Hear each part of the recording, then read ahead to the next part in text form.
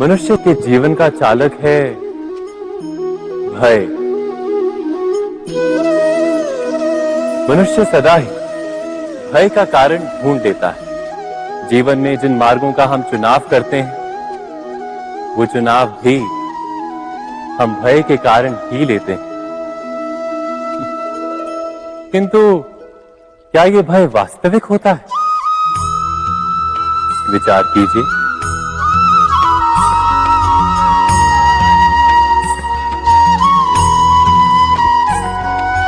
भय का अर्थ है आने वाले समय में विपत्ति की कल्पना।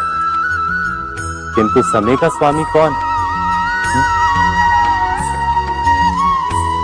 ना तो हम समय के स्वामी हैं, ना हमारे शत्रु या प्रतिस्पर्धी। समय तो ईश्वर के अधीन चलता है। तो क्या यदि कोई आपको हानि पहुंचाने के लिए केवल योजना बनाता है, वो वास्तव में आपको हानि पहुंचा सकता है?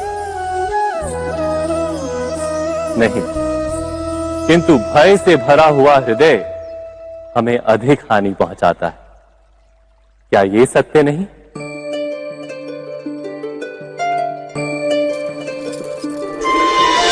विपत्ति के समय भयभीत हृदय अयोग्य निर्णय करता है और विपत्ति को अधिक पीड़ादायक बनाता है।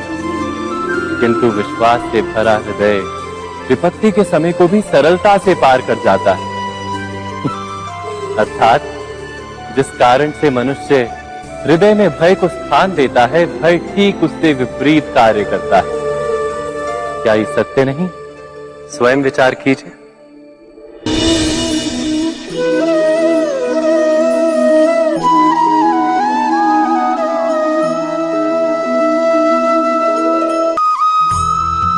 जीवन में आने वाले संघर्षों के लिए जब मनुष्य स्वयं को योग्य नहीं मानता, जब उसे अपने ही बल पर विश्वास नहीं रहता, तब वो सब गुणों को त्याग कर दुर्गुणों को अपनाता है। वस्तुतः मनुष्य के जीवन में दुर्जनता जन्म ही तब लेती है जब उसके अंतर में आत्मविश्वास नहीं होता। आत्मविश्वास ही अच्छाई को धारण करता है। ये आत्मविश्वास है क्या?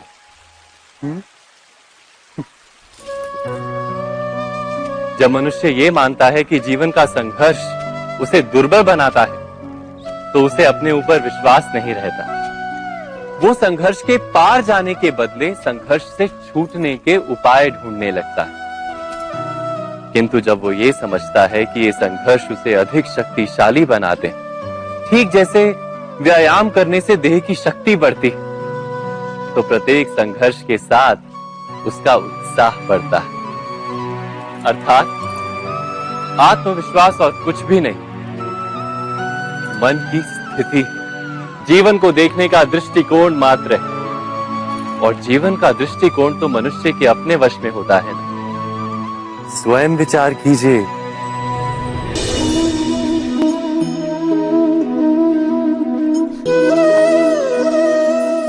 सत्ता की लालसा सबके हृदय को घेरे रहती है। प्रत्येक व्यक्ति अपना एक राष्ट्र निर्मित करने का प्रयत्न अवश्य करता है। फिर वो राष्ट्र कुरु राष्ट्र की भांति बहुत बड़ा हो या फिर अपने परिवार तक सीमित हो, वो सत्ता प्राप्त करने का प्रयास अवश्य करता है। किंतु सत्ता का वास्तविक रूप क्या है? क्या हमने कभी विचार किया है? एक मनुष्य जितने अधिक लोगों के जीवन को प्रभावित कर सके, जितने अधिक लोगों के जीवन की स्वतंत्रता पर अंकुश रख सके, उतनी ही अधिक सत्ता का अनुभव करता है वो। सत्ता का वास्तविक रूप ही है अन्य के जीवन पर स्वयं का प्रभाव। किंतु क्या वास्तविक प्रभाव प्रेम, दया, करुणा और धर्म से निर्मित नहीं होता? जब भी मनुष्य कठोरता और अधर्म से सत्ता प्राप्त करने का प्रयत्न करता है, तब वो दूसरों के हृदय में विरोध अथवा विद्रोह को जन्म देता है। और परिणाम कुछ इस प्रकार।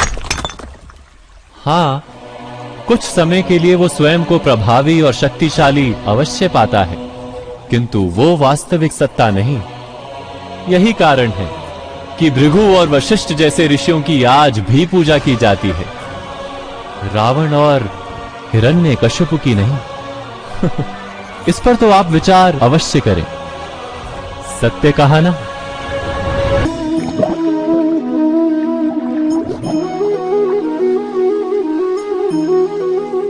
इस संसार में आने वाला प्रत्येक बालक संपूर्णतः संस्कार रहित होता है। उसके अंतर पर ना किसी अच्छे संस्कार के चिन्ह अंकित होते हैं, ना ही बुरे संस्कार के। अर्थात जन्म से बालक में ना कोई गुण होता है और ना ही कोई दोष। तो ये दोष अथवा गुण किस प्रकार प्राप्त होते हैं, क्या हमने कभी विचार किया है? जो बात माता पिता के मुख से निरंतर सुनी जाती है, वही बात उनकी संतानों के हृदय का संस्कार बनती है।